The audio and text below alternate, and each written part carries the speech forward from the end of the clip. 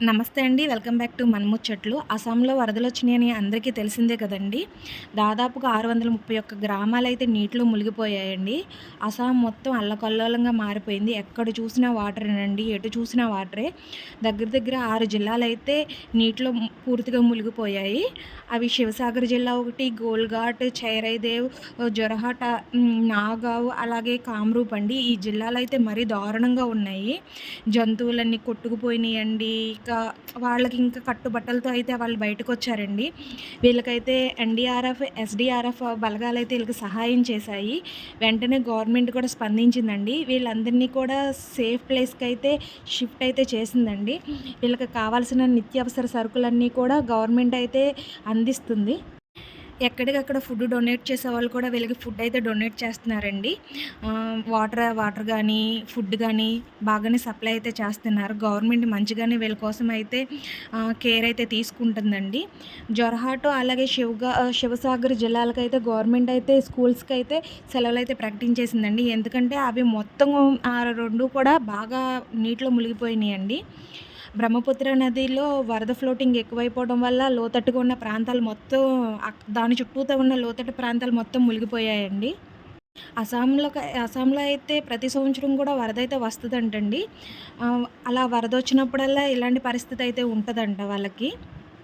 ఏదేమైనా సరే అస్సాం కోలుకోవడానికైతే టైం అయితే పడతదండి. మనమందరం కూడా అస్సాం తొందరగా కోలుకోవాలని కోరుకుందాం. ఇది హైవే అండి. జొరహట్ నుంచి దిబ్రుగఢ్ ఎళ్ళే హైవే. గవర్నమెంట్ ఏం చేసిందంటే ఒక వే మొత్తం కూడా బ్లాక్ చేసేసిందండి. బ్లాక్ చేసేసి వీళ్ళందరికీ టెంట్లు వేసుకోవడానికైతే ఆ రోడ్డు మొత్తం ఇచ్చేసిందనమాట. చాలామంది డివైడర్ల మీద టెంట్లేసుకునైతే ఉన్నారండి. వాళ్ళకి బయట నుంచి వచ్చి ఫుడ్డు డొనేట్ చేసేవాళ్ళు ఫుడ్ డొనేట్ చేస్తున్నారు. వాటర్ సప్లై చేస్తున్నారు. వాళ్ళని బానే చూస్తున్నారండి. ఏదేమైనా కూడా వాళ్ళు కోలుకోవడానికైతే టైం పడతదండి. ఇవన్నీ మీకు కనిపించే ఇవన్నీ కూడా పంట పొలాలండి. పంట పొలాలు మొత్తం నీటితో మునిగిపోయినాయండి. నేనైతే ఫస్ట్ ఇదేదైనా చెరువో, కొల్లేరు లాంటిదేమో అనుకున్నాను. కానీ కాదంటండి. అది మొత్తం కూడా పంట పొలాలంట. ప్రతి సంవత్సరం వీళ్ళకి ఇలాగే జరుగుతదంటండి. వీళ్ళు ఇప్పటి వరకు 40 మెంబర్స్ అయితే చనిపోయారని అస్సాం గవర్నమెంట్ అయితే చెప్పిందండి. ఇంకా తెలియని వాళ్ళు ఎంతమంది ఉన్నారో మనకు తెలీదు. ఈ వరదంతా సర్దుమణిగితే కానీ ఇవన్నీ కూడా బయటికి రావన్నమాట. 1 వీక్ అయిందండి వరదొచ్చి. ఇంకా కూడా వరద అనేది ఫ్లోటింగ్ అనేది తగ్గలేదు. చాలా గ్రామాలైతే ఇంకా వరదలోనే ఉన్నాయండి. ఆ నీటిలోనే మునిగిపోయి ఉన్నాయి. చిన్న పిల్లలు కానివ్వండి, ముసలి వాళ్ళు కానివ్వండి, లేదంటే ప్రెగ్నెంట్ లేడీస్ కానివ్వండి, చాలా ఇబ్బంది అయితే పడుతున్నారు. ఈ వరద అనేది తొందరగా సర్దుమణగాలి. పైనుంచి వచ్చే ఫ్లోటింగ్ అయితే తగ్గాలండి. వర్షాలు ఆగట్లేదండి. డే టైమ్ ఎండొస్తే నైట్ టైమ్ అయితే వర్షం పడుతుందండి. ఈ వర్షాలు అనేది కంట్రోల్ అయితే తప్ప ఈ వరద ఫ్లోటింగ్ అనేది తగ్గదనమాట. చాలా ఆస్తి నష్టమైతే జరిగిందంటండి. ఈ బ్రహ్మపుత్ర నదిలో 50 ఉపనదులైతే కలుస్తాయంటండి. ఈ బ్రహ్మపుత్ర నది పైనుంచి వాటర్‌తో పాటు ఇసుకని కూడా తీసుకొస్తదంట. దానివల్ల దాని లోతనేది తగ్గిపోయి బ్రహ్మపుత్ర నది గట్టేదైతే ఉందో అది తొందరగా కోతకైతే గురవుతదంటండి. దానివల్ల దాని చుట్టూతా ఉన్న గ్రామాలన్నీ కూడా నీటిలో మునిగిపోతాయంట. దానివల్ల ఇదంతా జరుగుతుందండి. అస్సాం ప్రజలేమో ఏమడుగుతున్నారంటే ఈ వరద ఇలా రాకోకుండా ఏమన్నా చర్యలు చేపట్టాలి గవర్నమెంట్ అని అడుగుతున్నారు.